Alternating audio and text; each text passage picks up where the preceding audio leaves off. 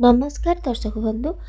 गुरुवार पूजार जदि आपण मैंने मार्गशीर मास गुरुवार हो कि जेकोसी गुरुवार हो घरे जदि महालक्ष्मी अष्टकम शुणिबे कि पढ़े ताले घरे आपणकर सुख शांति धनर भरपूर रहिबो, केबे कमी रहिबेनि। तो चलतु महालक्ष्मी अष्टकम मुझे आपको शुणाऊँगी। वीडियोटी भल लगे निश्चय सब्सक्राइब करदे।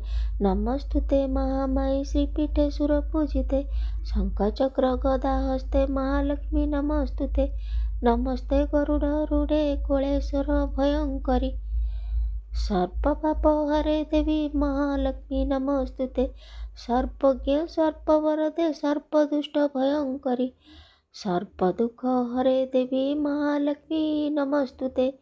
सिद्धि बुद्धि प्रदे देवी भक्तिमुति प्रदायनी मंत्रमूर्ते सदा देवी महालक्ष्मी नमस्तुते। आद्यंतरहिते देवी आद्यशक्ति महेश्वरी योगेन योग समृद्धे महालक्ष्मी नमस्तुते। स्थूल सूक्ष्म महारुद्रे महाशक्ति महीधरे महापाप हरे देवी महालक्ष्मी नमस्तुते। पद्मासन स्थिते देवी परम ब्रह्म स्वरूपिणी परमेष्टि जगत माता महालक्ष्मी नमस्तुते। स्वतंबर धरे देवी नानाकालभूषिते जगस्थिते महामाई महालक्ष्मी नमस्तुते।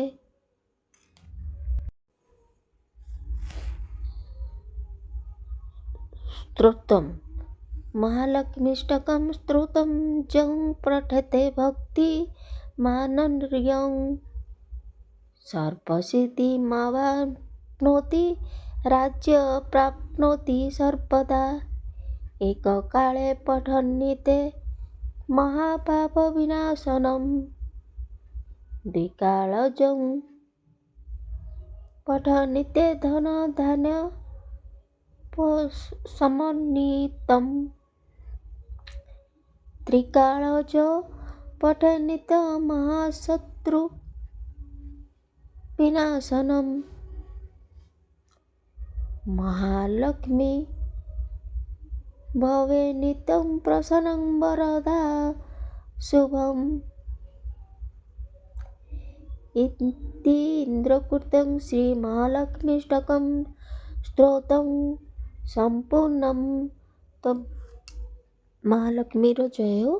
तो भक्त मैंने जदि वीडियोटी भल लगे निश्चय सब्सक्राइब करदे, लाइक करेंगे, शेयर करेंगे। रोचे देखा करी आ गोटे वीडियो।